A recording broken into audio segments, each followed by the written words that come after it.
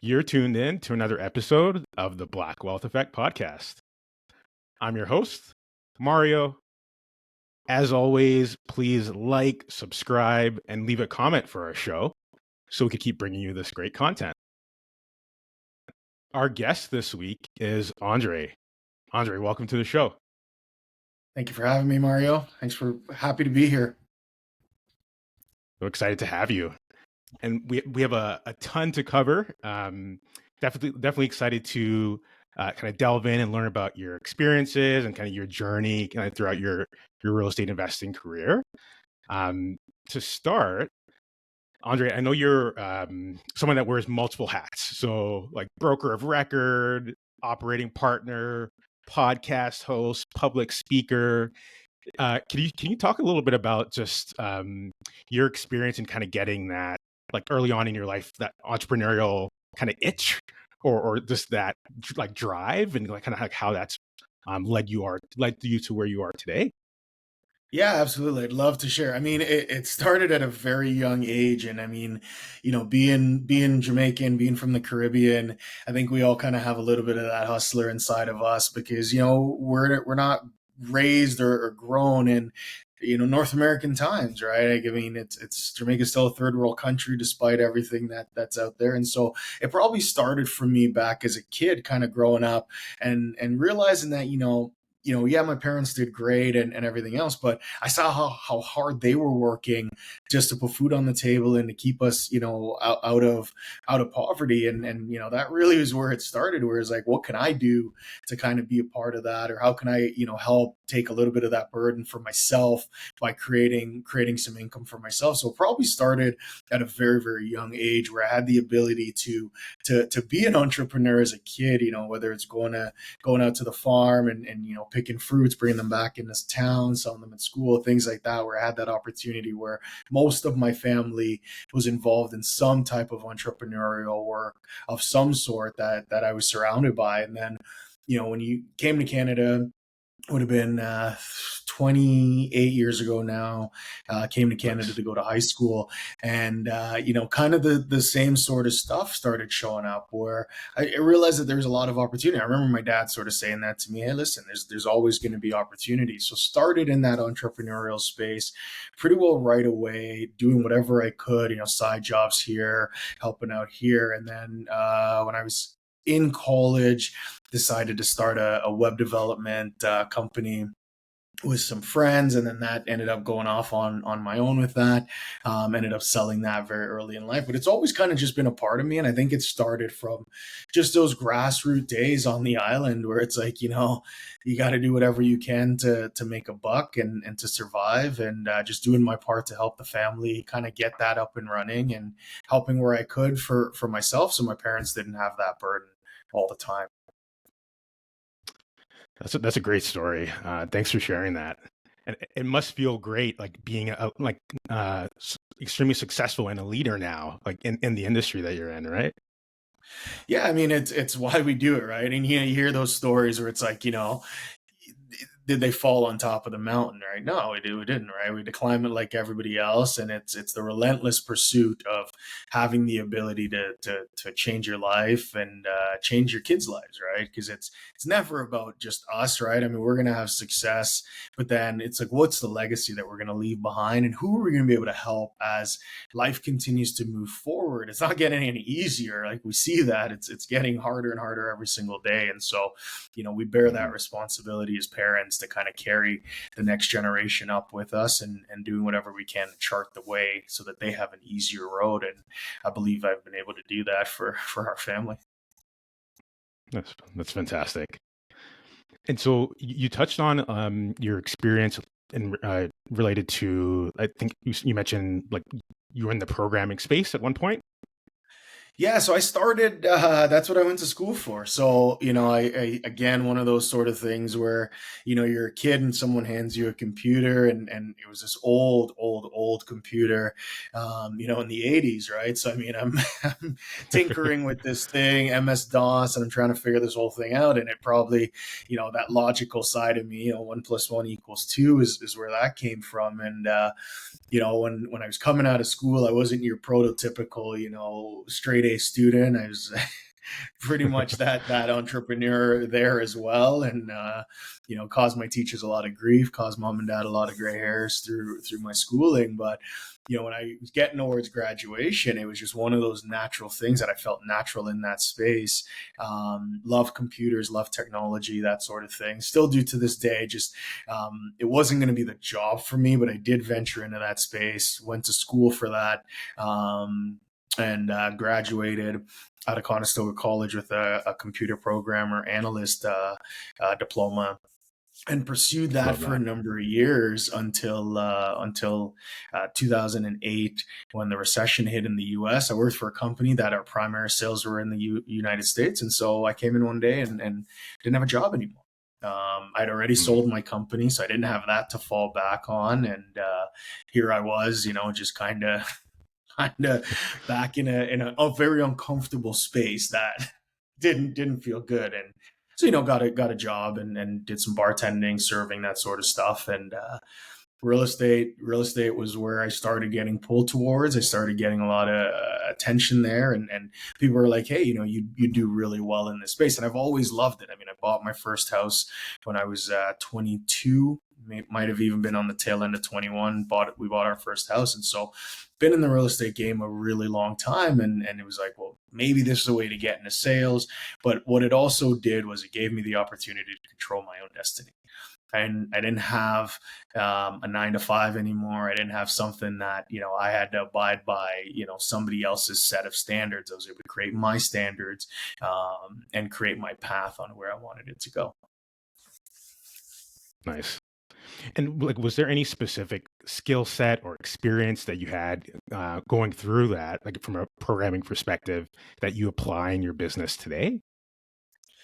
I think systems and models, right? I think we run a very systematized business in everything that we do on our investment side and our real estate sales side, as well as the brokerage side. And it's probably part of the reason I'm with the company that I'm with is Keller Williams is known for systems and models, tools and training. And so it just fed into everything that I was and who I like to be. So Hmm. that's where I chose that company, and as well as still continue to look for ways to make processes better, right? And I think a lot of people underestimate that in business, that your success. And I heard this recently, and I'm gonna quote it, but I don't remember who said it, so don't hold me a fall for it. But it says, the level of the systems and tools that are in your business will determine how much success you have. And so it made a lot of sense to me hearing that, going, hey, if you've got good systems, good tools, you're not all just doing it on personality, hopes, and dreams. You're likely to have a successful business, whether it's on the investment side or on the real estate sales side. You're gonna be able to get predictable success as you continue down that path. That's great. And so, and like, I'd love to unpack a few things you touched on just there, but you touched on sales, obviously, and like I know that you had over like 2 decades of sales experience. For the aspiring real estate agent or broker, just real estate professional, investor, like what has been your like secret sauce when it comes to being successful in sales? And like, what advice would you give like someone just kind of starting off in the industry with kind of building some of those key skill sets? I think the biggest thing, and I would take this back to my days in behind the bar, is relationships. Right, no matter what you do, you're at some point through the process, whether you're buying an investment property, an apartment building, whatever it is that you're doing on the investment side or even on the sales side, you can do as much behind the scenes as possible. There's going to come a point in time where you're going to need some human help, regardless, right? I don't care what AI does or anything else. There's somebody has to click the button, press the button, hold it. Somebody somewhere has to be there. And so if you get really good at relationships and you get really good at people, doors open in places that they normally wouldn't. And people are more apt to wanting to help you if you spend your life helping others. And so I'd say that was probably the biggest secret that I had through my journey, was just always an unwavering ability to want to help somebody else. And as I've been able to do that through my career, it always comes back, right? I say what you put out in the universe will come back home to you. Um, I believe in that, and I believe in helping others achieve their success. And so, as I've charted my ways, I've always looked at the people around me and said, how can we all do this together? How can we all grow together? How can we all, buy this property together? Whatever that thing may be, Yeah. we spend a lot of time in the relationship phase of it because I think it's underestimated. Tools, systems, all that stuff's great. You look at a company like Starbucks, right? They're one of the most systematized companies in the world, in that you can get a latte the same way anywhere in the world that you travel to. But somebody still has to do that, and the people are what generate the growth. And if you've got right people in your organizations, your investment business, things like that, you're surrounded by the right team of people. I remember saying that in my very early days to my clients, say, listen, I got a whole team around me. I got the mortgage guy, I got this person, that person, the inspector, et cetera, et cetera. Surrounding myself with the right people, so that as I was building the relationships with the client, I always had somebody for them. And then when we got into the investing space, it was the exact same thing. It was like, let's look at the team that we're going to put together. Who's the money guy, right? Who's the person we can count on for the money at all times? Who's the person that we can Yeah. count on for the construction at all times? Like, who are those people that are going to make our lives easier as we make their lives easier? And that's probably the secret sauce that I think everybody ignores, is the relationships and the depth of those relationships with the people around them. That's great advice. And like, Thank you, separate sir. from the relationship piece, like, is there like, what would you say is like the most like underrated kind of sales activity or tactic, like in today's industry, when it comes to like building that kind of healthy pipeline, whether that's clients, Picking up the phone, leads? man. Picking up the phone. Like, I think Okay. so many people underestimate the power of that handheld. You know what I mean? Like, what it's Yeah. transformed over the years. Like, I still remember my grandma's little rotary phone, tick tick tick tick tick, and going through there. But one of the things that, and I see it in my kids to this day, where they'll just pick up the phone and call me, is that too many people are spent in the technology and they get lost in it, right? They're texting, emailing, this, that. And yes, those are all great ways of contacting. But until you pick up the phone and have a conversation or a video chat like we're doing here today or whatever, Yeah. you've missed all the good rapport, and it you're not going to get to that next level of that deeper connection until you get to that point. I think that there's just a lot of salespeople out there that are trying everything under the sun. I talked to my team today and we were chatting about exactly this, where it's just like, hey, if you think back to COVID, some of the hardest times that were there, the one thing that made a massive difference for a lot of realtors and investors was just picking up the phone and saying, hey, you doing okay? All right, how can I help you today? How can I best serve you today? What can I do for you today? You need some groceries, you need this, you need that, whatever that was. It was one of the first times I think humanity kind of put everything aside and just went back to connection. And I think today's salespeople underestimate how powerful the phone still is, in that they see the phone call as someone is bugging them, or it's a spam call. Now we're getting that likely spam on the iPhones or whatever phone you're using. Now they're targeting spammers and everything else. And I think society and culture has just taken the phone as this really, really negative thing, when it's actually probably one of the most powerful tools you have, next to showing up face to face and meeting someone. The next best thing you have is the phone. And I think too many people in all sales categories, not even just real estate, I talk to all kinds of salespeople because I coach a number of people all over the place, and the reluctancy to get into a phone call and a personal relationship with people is astounding to me, where it almost causes a lot of people anxiety when you hear, hey, I got to make a call. You see the anxiety show up and the fear show up. And I remember when I started, I was having a lot of that as well. I'm not, I'm human like everybody else. I remember my mentor sort of saying to me, listen, you can do it or not do it, but everything you want is on the other side of that phone. And it was like light bulbs, right? If I make that Yeah. call, I get closer to that opportunity, right? And so, like I said, the next powerful thing is physically show up, knock on the door, and say, "Hey, I'm here. Do you want to Yeah. sell, or let me buy your investment property?" And I think adding to that, it's whether you're real estate investing or real estate sales, the job's actually kind of the same job. It's convincing someone to dispose of their property, whether through you or to you, ultimately at the end of Mhm. the day. So whichever side of the coin you're on, we're all in the same business together. Yeah, I love that you say that. I mean, like, you touched on just that human element, right? And like the fact that like, real estate's truly like a contact sport at the end of the day, right? It has to be. And I think people just underestimate that, right? Like we see so many people come into this industry, and even the investor space, right? We've talked to so many investors and they come in and you hear all these dreams and all these things they want to do. And that's all fantastic, right? Dream big, go big. But that human element still gets forgotten. And I think, I talk about social media with people and things like that all the time. And they go, yeah, we're connecting. And I said, the thing we all forget, even in social media and technology days and all this stuff that we're seeing today, is that first word, social.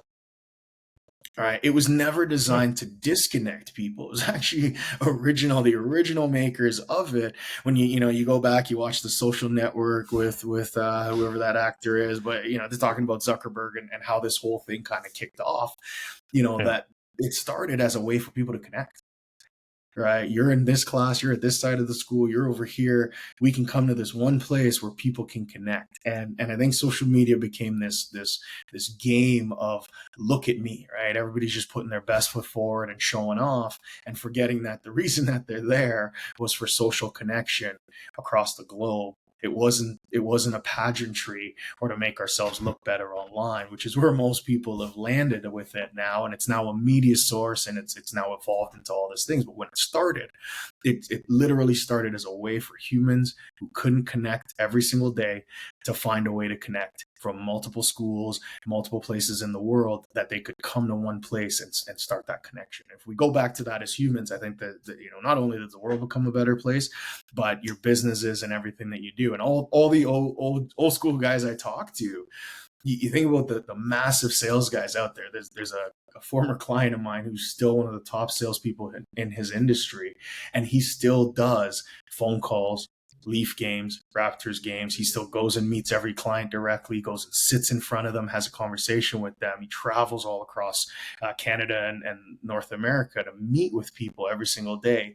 And he's a sales guy. He could do it with a Zoom call and a phone call. And he said, I'll never stop, because when I Yeah. sit in front of you, we get to develop a relationship. I get to take you to lunch, take you to dinner, whatever that is. So I think more salespeople need to get back to that. And the same on the other side, right? If you're investing and you've got a great realtor partner that's helping you with this, or you're working directly with the seller, or whatever the case is, go create some human connection with them and understand why they're in the situation they're in, or what's making them look at disposing the property. You're just getting into straight relationship with them, and life becomes better through that. Hmm. I love that. And so, like on that note, like, is there in your opinion, like, is there still value in focusing like on social media, like just given its continued like growing popularity, accessibility? Absolutely. I think it's a great tool. I think it's a great way to generate business. We just realized that for the first time in this year and last year, first time in history, social media is one of the best ways to find leads of all sorts for business. So it's a phenomenal tool. But at some point, you gotta find a way to make the connection, and you can do it there. Don't get me wrong, right? But it's not just clicking the heart or the like button, or Yeah. jumping in the comments. Kids today say what, slide into the DMs, right? At some point you have to take the conversation to a private place and have a two-way conversation. And I think a lot of times that's the piece that's missed, is there's no two-way conversation. It's, oh, I liked your post, oh, you liked my post, oh, I wrote a comment, you wrote a heart below it. And we think that that's connection, and we haven't made that one-to-one connection yet, that takes it out of that space and into a space that you can actually share with each other. That's great. And so, like, in continuing on that point, when we think about, once again, real estate, obviously people business, there's managing relationships.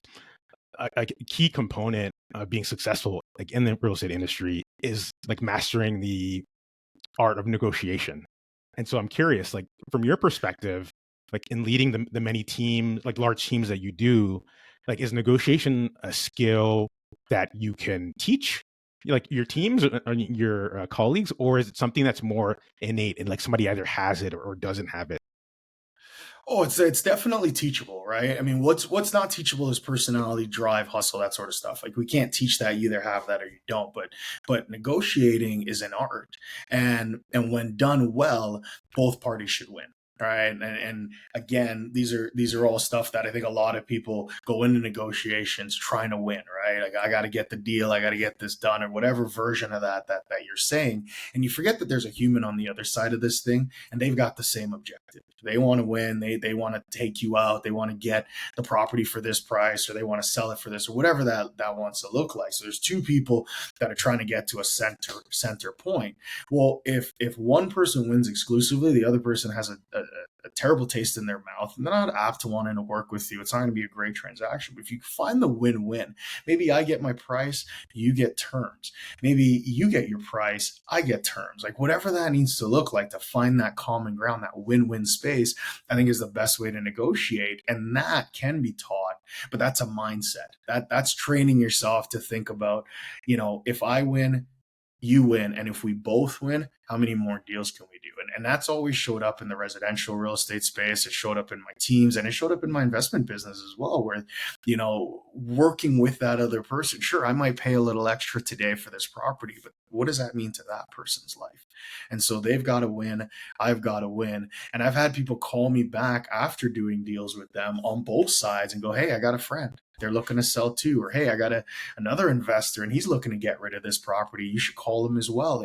And even in the realtor space, right? I mean, one of the things we started looking at recently was storage units, and getting into like maybe some car washes, some of that true passive things that is fully automated. So we're just toying with glimpsing at them. And I had another realtor reach out, and she said, listen, here's a guy's number, give him a shout. And we haven't dug into it yet. This is very, very new here.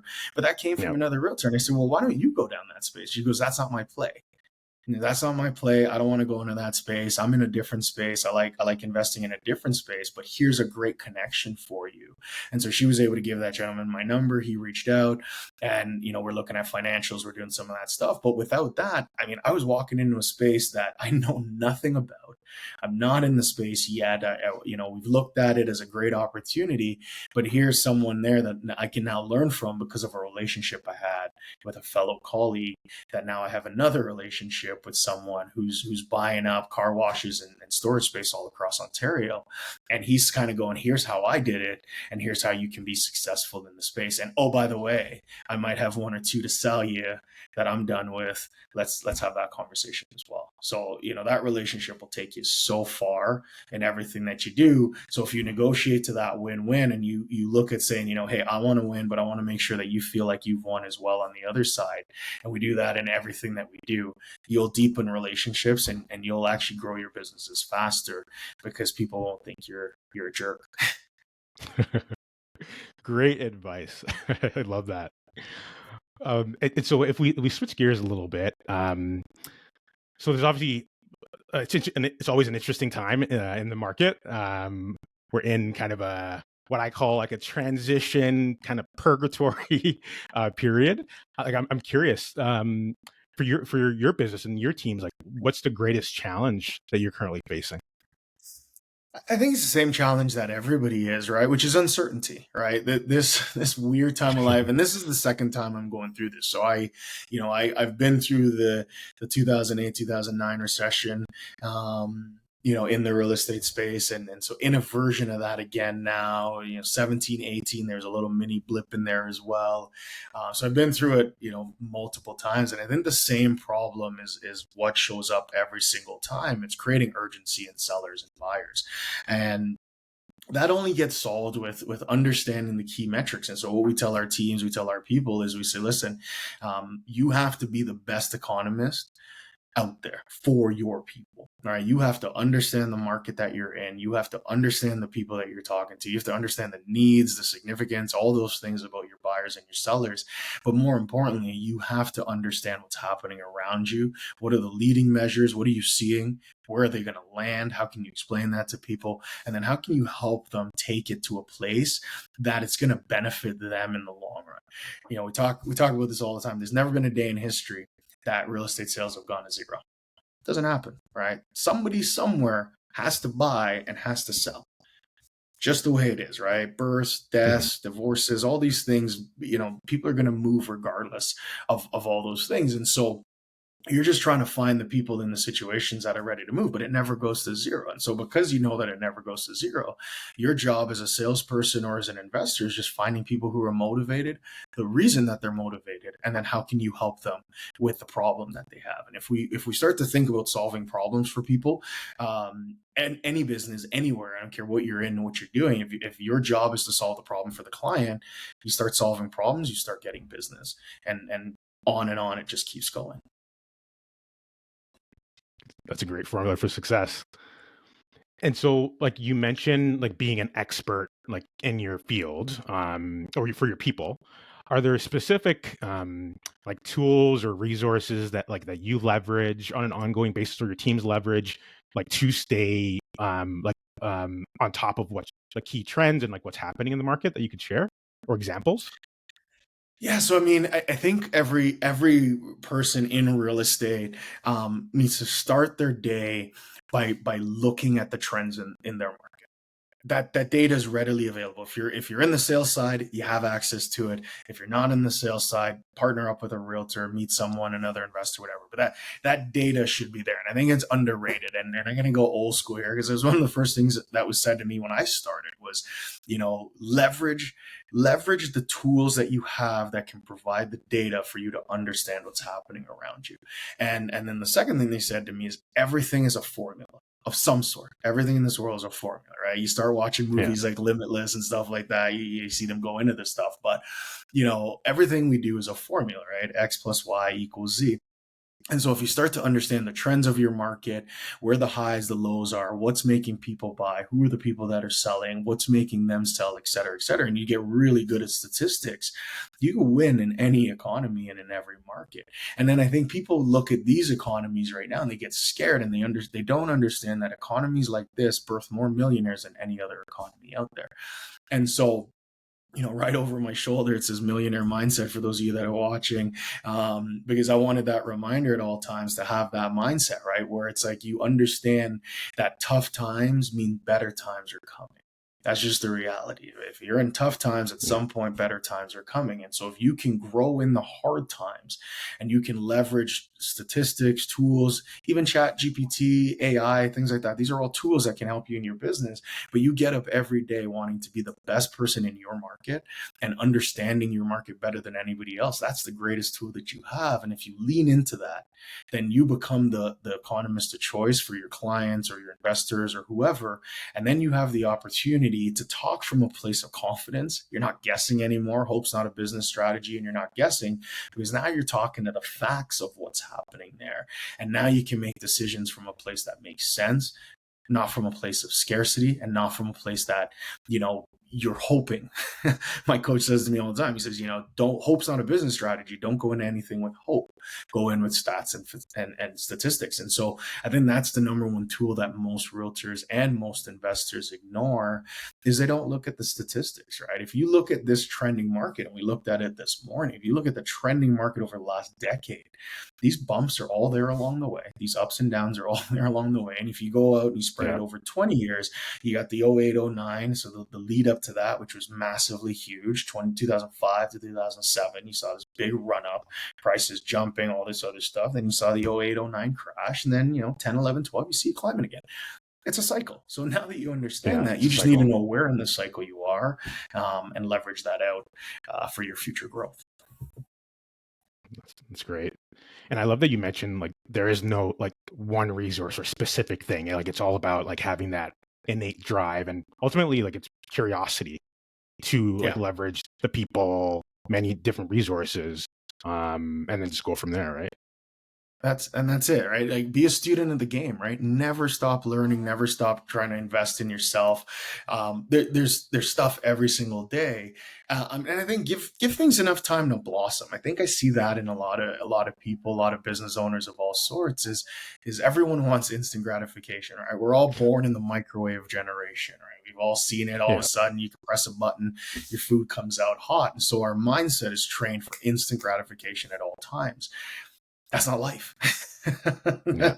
is not a reality, right? And so you have to give things at a minimum 6 to 8 months to see if you're even on the right track. And then from there, you're probably another 6 months to see success.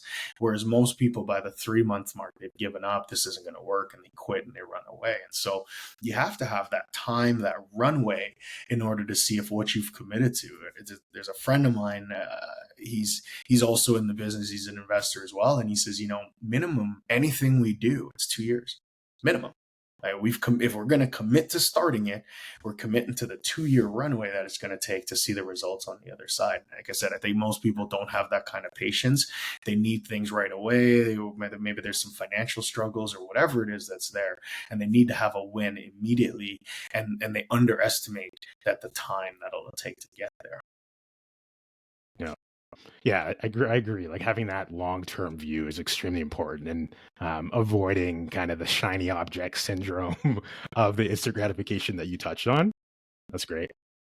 Yeah, and it's not easy, right? Like for anyone listening, I mean, it's not easy. It's I've been pulled off my mission so many times, and come back to it and come back to it. I think that's probably one of the keys that I've always had is I've always come back, because the journey hasn't been over for me. I haven't conquered the mountain or done whatever, in my opinion. But I think I heard this thing about people who tend to find success over time, and it's this innate ability to we never think we're good enough, right? We haven't accomplished anything, we haven't done anything. So there's this huge monkey on our backs at all times, but it's that ability to quiet the noise, sort of put the blinders on, so to speak, focus in, look up the massive thing that we've decided to climb. But then there's this little monkey on your back that's just reminding you every day, hey, you got to keep going, you got to keep pushing, because you're not at the top yet, and until you get there, we have work to do. And so that's always been my thing that has pulled me back. I'm human like everybody else, right? I've had moments where I want to give up. I've had moments where it hasn't gone well. We've had tons and tons of failure. I think I've gotten so used to failure, I enjoy it now.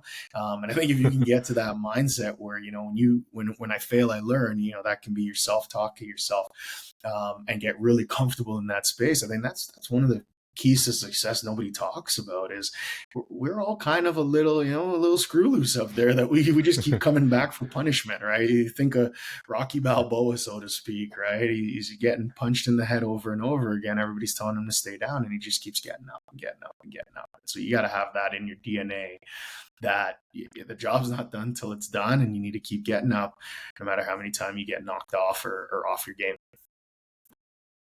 Love that. I love that film as well. Great analogy. So There's brilliance like in everything, right? I mean, if you allow there to be, right, there's brilliance in everything, and I think we just got to be open to that and seeing that. yeah, agreed. And so we obviously don't have a crystal ball. We don't know what's going to happen in the rest of the year or going to next year. But if you were to make an educated guess, or like in your opinion, like how do you kind of see the market playing out for the rest of this year, maybe like leading into next year as well? Well, I think my prediction would be that we're not done.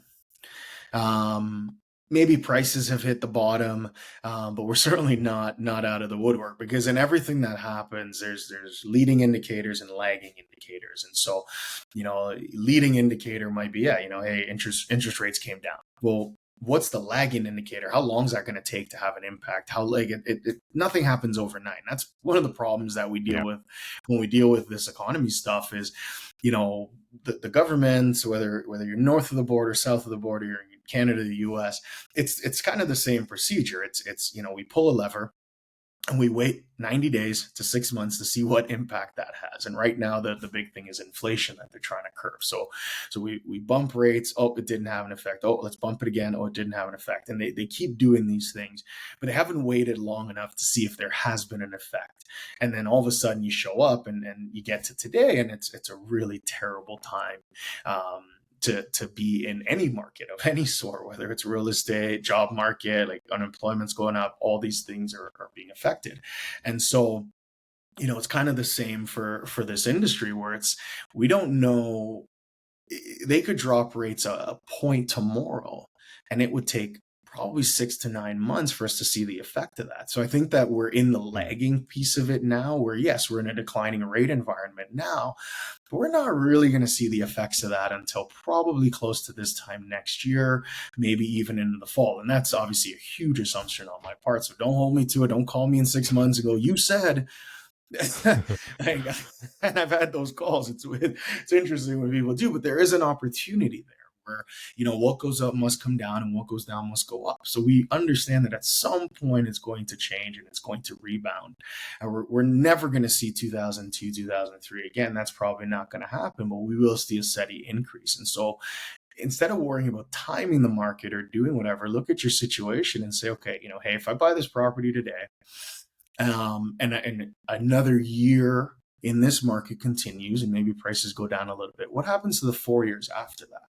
I think a lot of people think too short-sighted, too short term, right? I want, Mhm. like, back to that whole thing, right? It's, I want to win in 6 months. What if you looked at it and said, what does the win in 6 years look like? Right, like, what's the rebound going to look like 6 years from now? We're not going to be in this, right? Like, we can pretty well bank on that. Like, our government's going to step in, things are going to happen for that to not be the case. So if I trend historical data and I look at stuff again, then I know that at some point this market goes up. Whether it's next year or the year after, we're going to see a swing on the curve up, and that's where the opportunity is going to lie. Is, am I in and am I doing stuff before the swing happens so I can get the increase in equity? So my Yeah. prediction is we've got about another year of we'll call it tough times. About a year of tough times, and then probably another 6 months of okay, these aren't so tough. And then on the other side of that 18-month swing, we start to see things get back to normal-ish, and we see healthy growth start to come back in. So for those of you that are holding on, I mean, if you can keep holding on, keep on holding on, because we're not done yet. Awesome. Thanks so much for sharing that. Definitely exciting times, like in Yeah. the market right now. Well, and I love that you said that, right? I love that you said exciting times, because it just tells me your mindset right there and where you're thinking, Mario, because that's the reality. Is we can look at this and say, oh my God, doom and gloom, the world's over. Or we can look Mhm. at this and go, hey, what's my opportunity right now? Like, as an example, Exactly. multifamily. Multifamily is in a great space right now. People are missing that, right? Like, rental rates went up, prices have come down. If you try to buy a triplex or quad right now, this is a great time to do that, because rental rates are so high, prices of those are starting to come down. You can get into a great investment property that actually could cash flow and relieve some of that pressure that you're feeling from your day-to-day job or whatever. Now you made 1,000, 1,500 bucks extra income coming in because you looked at somewhere that most people aren't going to look to. You look at the condo space, that's a terrible idea. That's not gonna do what you Yep. want it to do. Right. So it's realizing that in every economy, in every market, there is opportunity. And I think the people that come out of those, and you go, oh my God, there's all these new millionaires and all these new people. They just found opportunity in a space, because no matter the market, no matter the time of life, there's an opportunity somewhere. You just got to look at it and see where it is. I personally think right now, the great retirement, if you haven't heard that term, look it up. It's starting to happen. That's the biggest opportunity right now. Is there's all these people that are ready to retire, whether it's properties or businesses that they're looking to sell, and there's nobody looking to buy them. And so if you can get into that space, that's a massive opportunity to generate wealth, by buying out some businesses, with these people 3 or 4 years before they're actually fully retired, and giving them an opportunity. So there's opportunity in every market. You got to be willing to be bold and to take some chances. Great words to live by. That's awesome. And so, Andre, this has been a fantastic conversation. Really appreciate you sharing your experiences and insights with our listeners. Before I let you go, though, if you could just share like what's next for you and your business as we look into as we are in the second half of the year and ahead of next year, and then what's the best way for our listeners to reach out to you? Yeah, so I'll start with the end in mind. So if you want to connect with me, Instagram's the best place. Probably the easiest. I think, I'm not on Facebook a whole ton right now. So Andre Chin KW is my Instagram handle. You can find me there. Give me a follow. Shoot me a DM. I respond to everybody that's there. Looking at the next 6 months to the next 18 months, one of the things that we focus on is simplicity. And that's kind of the word that's come out of all this for us is we're stripping away the bullshit. We understand that these are tough times. We understand how to get through tough times. Our team was built in a shift. Our businesses were all built in shifts. So we understand that market shifts are the best place for us to actually grow if we go to basics. And so that's what's going to look like. We're going to be actually really purposeful and really boring. And a lot of people are going to not be attracted to that because it's not flashy. It's not any of these things, but we're going to go back to simple. We're going to go back to relationships. We're going to go back to just connecting with people at a high level, looking at who we can help and looking at where the opportunities in the market are that we can continue to build our investment company out as well, because we see that as the greatest opportunity. There's too many people chasing too many things. So we're just going to quiet all the noise. We're going to get rid of all the stuff that we know doesn't work. We're going to quiet that down. And we're going to come into the basics of connecting with people, talking to our databases, and talking to our investor groups on where great opportunities lie. So we're not going to be the flashiest people. For those of you that are running to follow me, it's not going to be flashy. I can be brutally honest about that. It's going to be very, very, very boring. But we know that in boredom comes success and comes massive opportunity. And that's where we're going to go with it. Fantastic. Thanks again so much for joining us. Really appreciate you taking the time. My pleasure, sir. Thank you for having me. Guys, it's been such a great opportunity for me to share. Mario, thank you for having me on your show. And like I said earlier, look for the opportunity in this market. Tough times equal great times if you let them be. Don't be afraid to take some chances in the tough times. Awesome. To our listeners, thanks for tuning in to another episode of the Black Wealth Effect podcast.